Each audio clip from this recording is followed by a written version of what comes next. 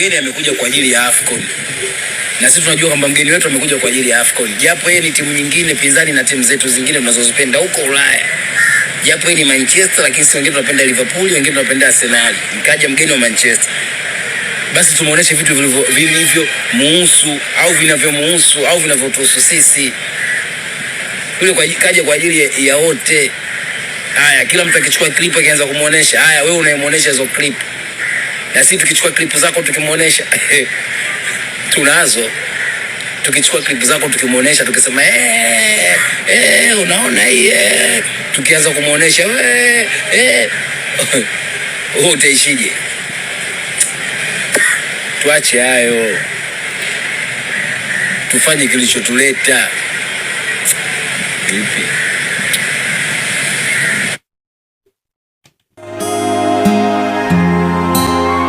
Mtazamaji bwana, hii ni moja kati ya video ambayo imeenda viral kwa mtandaoni ya moja kati ya wadau ambao wameona lile tukio la Rio Ferdinand kuja Tanzania, lakini Mina Ali alipata nafasi ya kuzungumza naye na akamwonyesha goli ambalo alilifunga Simba dhidi ya Yanga, goli ambalo alifunga Clatous Chota Chama, moja kati ya goli ambao limewauma mashabiki wengi sana wa Yanga. Sasa kile ni kitendo ambacho watu wamekerwa kuona kwamba imekuaje huyu Mina anaenda kumwonyesha Rio kuhusiana na goli ambalo Chama amelifunga. Umeona bwana Kwa hiyo hivyo ndivyo mambo yalivyo, lakini pia vile vile story nyingine ambayo ina trend, huyu jamaa amekuja kuelezea feelings zake kuhusiana na hiyo situation. Lakini pia story nyingine ambayo ina trend huko mtandaoni bwana ni kuhusiana na issue ya kwamba mpaka sasa hivi Rio Ferdinand hajaposti chochote kuhusiana na yeye kuja Tanzania au mapokezi au the way ambavyo alivyopokelewa Tanzania au the way anavyofeel kuhusiana na yeye kufika Tanzania. Lakini mapokezi ambayo amepewa bwana ni mazuri mno, lakini mpaka sasa hivi kupitia kurasa yake wa Instagram hajaposti chochote.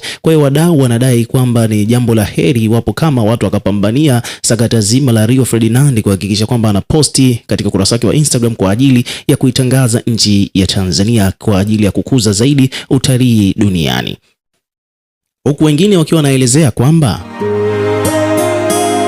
Rio Ferdinand alipofika huko maeneo ya hivi karibuni alikuwepo Korea Kusini huko. Umeona bwana, kwa anasema kwamba bwana Rio Ferdinand alivyoenda Korea Kusini aliposti picha akiwa amevaa nguo za huko Korea Kusini. Sasa wanashangaa kuona kwamba alivyokuja Tanzania mpaka sasa hivi hajaposti chochote.